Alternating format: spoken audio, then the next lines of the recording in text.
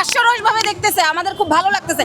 আমরা নাকি বাচ্চা নিয়ে বসে আছে, আপনারা তো সংবাদ মাধ্যম দেখেছেন, বাচ্চা নিয়ে নাকি হচ্ছে যে সিম্পিতে দেখানোর জন্য আনছে। আমরা কি একদিন দুই দিন সিম্পিতে দেখানোর জন্য আনছে না, বাচ্চা নিয়ে লাগাতার বসে আছে। তাইলে একজন উপদেষ্টা কিভাবে এগুলি বলে? এগুলি আমাদের আমলাদের, মহিলা শিশু বিষয়ক মন্ত্রণালয়, আমাদের আমলা, আমাদের পিডি ডিপিডিতে শেখানো ভুলে আমাদের উপদেষ্টা মহোদয় বলছে। আমি আপনাদের মাধ্যমে আমাদের উপদেষ্টা মহোদয়কে আবার বলবো, উনি আমাদের ব্যাখ্যা কেন শুনতে চান নাই। ইভেন প্রধান উপদেষ্টা মহোদয়ের কাছে আমাদের জোরালো দাবি, আমাদের উপদেষ্টা মহোদয় আজকে বলেছেন যে ওনার হাতে কিছু নাই, তাই আমরা রাস্তা ব্লক করতে চেয়েছিলাম। কারণ হচ্ছে যে আমরা প্রধান উপদেষ্টার দৃষ্টি আকর্ষণ করতে চাই, আমরা কোনো উশৃঙ্খল কিছু করিনি। কারণ এখানে 23টা দিন আমরা শান্তিপূর্ণভাবে বসেছিলাম, সবগুলো মিডিয়ার সাক্ষী। দেয়ালে পিঠ থেকে গেছে, ঈদের সময় থাকে। এখন আমরা হচ্ছে যে পরবর্তীতে যেহেতু আমাদেরকে পুলিশ উঠে দিচ্ছে, আমাদের গায়ের উপর দিয়ে গাড়ি চলে যাচ্ছিল, এমন একটা পজিশন দিয়ে দিছে। মেয়ে মানুষ বলেই তো, পুরুষ থাকলে এখানে এই জিনিস হতে দিত না, পারতো না হইতে।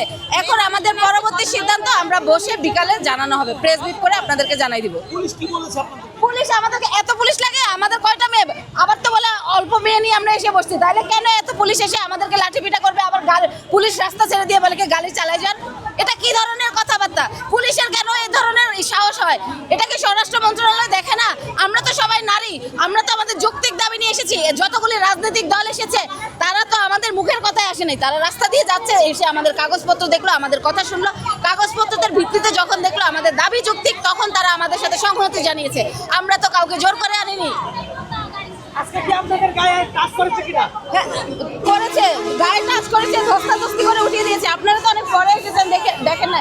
এবং রাস্তা থেকে সরে গিয়ে গাড়িদের সবাইকে বলতেছে গাড়ি চালাই দিতে গায়ের উপরে। কতটা অমানবিক হলে আমাদের মেয়েদের গায়ের উপর দিয়ে গাড়ি চালাই দিতে বলে পুলিশ। আজকে কি আপনাদের কেউ আহত হয়েছে এই মুহূর্তে? আহত এটা দেখতে হবে, কারণ সবাই এখন হচ্ছে যে ছন্নছাড়া ভাবে আছে। আমরা সেটা জানাবো পরবর্তীতে, যখন আপনাদেরকে জানাবো।